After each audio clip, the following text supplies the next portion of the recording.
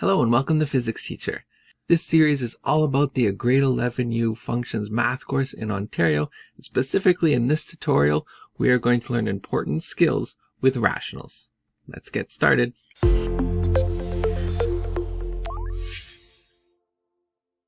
Alright, so a rational expression is just the quotient of any two polynomials. And what we're going to do is simplify them. We're going to do 3 examples. We'll simplify them and then determine any restrictions on the variable. So let's start with this example. Our numerator is a simple trinomial and we can factor that. Right? Just two numbers that multiply to give 21 and add to give 10. So that would be 7 and 3. So we can have x plus 7 times x plus 3. And that's all over x plus 3. So now we can cancel x plus 3, but we can only do so under the restriction that x cannot equal negative 3. If x would equal negative 3, then we're doing 0 divided by 0, and that's just something we don't want to have to deal with. So we get our final answer that's equivalent to x plus 7 with our restriction x cannot equal negative 3. Alright, let's try an example. It's a little trickier. So in our next example, we are dividing two rationals. So let's look what we can do with the first one on the numerator. We can pull out a common factor of 2x here. And that just leaves us with x minus 4. Denominator we can factor. So negative 5 and 2 multiplied to give negative 10 and add to negative 3. So we have x minus 5 and x plus 2. Next, we can change a division into a multiplication if we simply flip that second rational. So on the numerator, we have x squared minus 9x plus 20 now. And we can factor that into x minus 4 and x minus 5. So negative 4 and negative 5 add to negative 9 and multiply to give us 20. And on the denominator, there's not a whole lot I can do. But what I am going to do is I'm going to write it as 2x times 2x. Now when I do that, you can see that one of these will cancel. That's why I did it. But again, a restriction, x cannot equal 0. We can also have an x minus 5 cancel. Again, with the restriction that x cannot equal 5. And what we're left with is that x minus 4, and there's 2 of them, so squared, all divided by 2x times x plus 2. And you can see if x were negative 2, that would leave a 0 in the denominator as well. So x also cannot be negative 2. So we got a lot of restrictions for this one. All right, let's do one more example where we're going to be adding two rationals. So when we're adding rationals, what we want is, well, when we're adding any fractions, we want a common denominator. And the common denominator is going to be the multiple of those two denominators. So this is going to equal, what we're going to do is we'll multiply our first fraction, top and bottom, by x plus 2. And for the second fraction, top and bottom, by x minus 3. So you can see now the denominator is the same. The denominator is x plus 2 times x minus 3. So because we now have a common denominator, we can add the rest, where we have x plus 2 times x plus 5 plus x minus 7 times x minus 3. Now let's expand these. So we're going to get x squared plus 5x and then plus 2x and finally plus 10.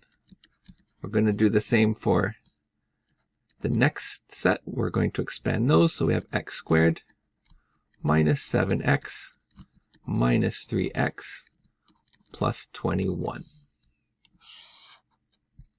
all over x plus 2 times x minus 3. Now we can collect like terms. So here we have an x squared and an x squared. So we're going to have 2x squared. Then we have a 5x and a 2x. That's 7x. Minus 7x, that's 0. And then we're only left with minus 3x. And then finally we have 10 and 21. So we're left with plus 31. All over x plus 2 and x minus 3. And I don't think I can reduce that anymore, but we do have some restrictions. So the denominator can't be 0. So there's two ways that could happen if x were negative 2. So x cannot be negative 2.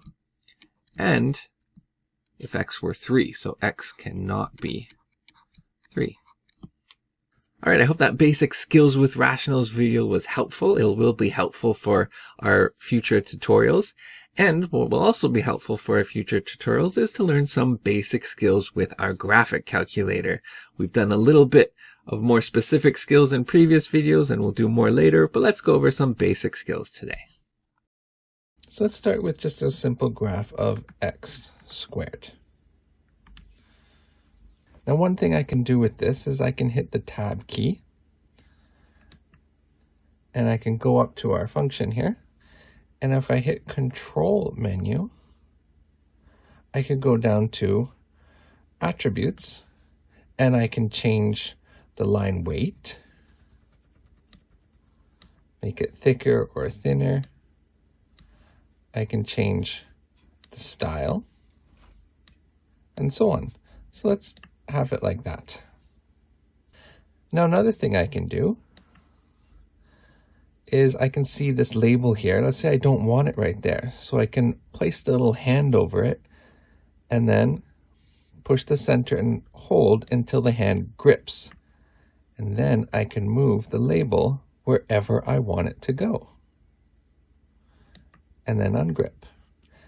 I can do the same thing with the graph. I can go to the vertex, push and hold, and move the vertex. And you can see the label changing the equation. And I can also go to the edges, push and hold, till the hand grips. And I can change that stretch and compress factor of our graph.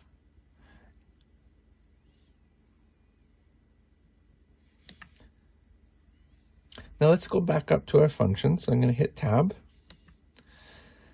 Now from here I'm going to go to the menu and I'm going to go down to table, and I can add a split screen table. Now that is for our function, which is already labeled. Now if I go back to menu and I go to the table, I can edit table settings, and if I wanted to I can change that table step from 1 to 0.1.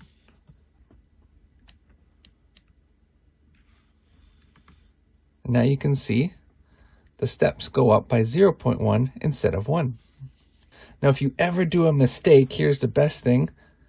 Above the escape key is a back button, so if you hit control back, you can undo a mistake if you're not sure how to do that yourself. That saves you in a lot of situations. Alright, now here's something else you can do. Let's start on a new page. So just above doc you have plus page. So I'm going to go control plus page, and I'm going to add a graph to it. Now let's add a simple graph like x squared again. And then I can go back up and I can scroll up or down to add a second one. If I wanted to, I can add another function, for example, x cubed.